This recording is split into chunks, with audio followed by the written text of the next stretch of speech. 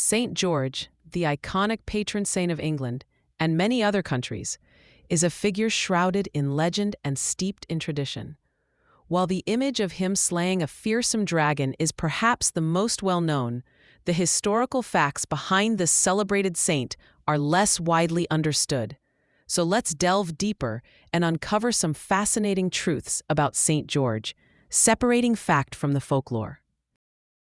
St. George's Day is celebrated annually on April 23rd, a date steeped in tradition and national pride, particularly for England, where St. George is the patron saint.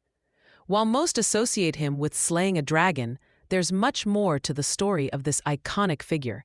So put down your cup of tea and prepare to be amazed by these fun facts about St. George.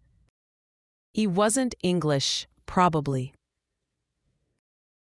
Despite being the patron saint of England, St. George likely wasn't English at all. He's believed to have been born in Cappadocia, a historical region in modern-day Turkey.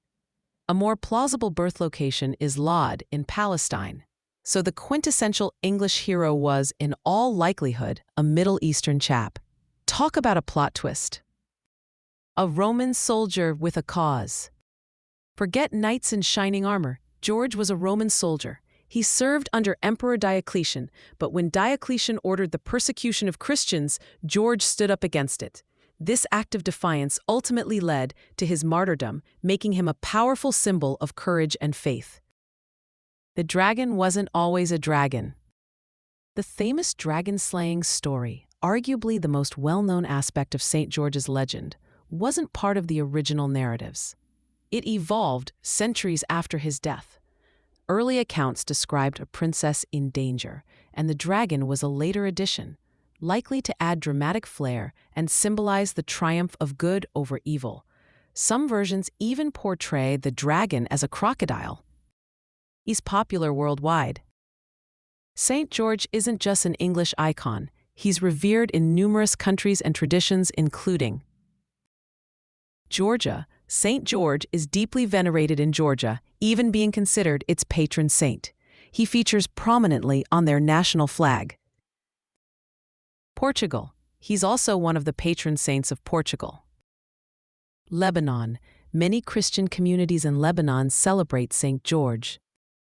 Ethiopia. He's a celebrated figure in the Ethiopian Orthodox Church. His influence truly spans continents and cultures. He became England's patron saint relatively late. While St. George was recognized as a saint early on, he wasn't officially designated the patron saint of England until around 1350, during the reign of Edward III. This was partly due to his association with chivalry and the establishment of the Order of the Garter, England's highest order of chivalry. St. George's Day isn't a public holiday, sadly. Despite his importance, St. George's Day isn't a public holiday in England. There have been numerous campaigns to make it so, but so far they haven't been successful.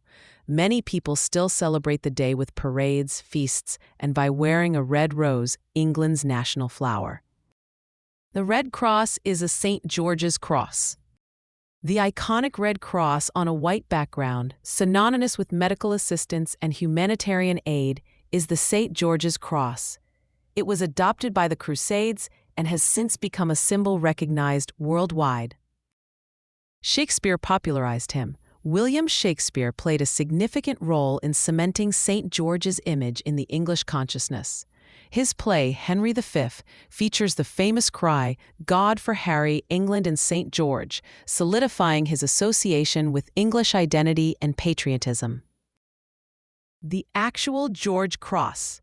The George Cross, a British decoration awarded for acts of the greatest heroism or courage in circumstances of extreme danger, is named in honor of St. George.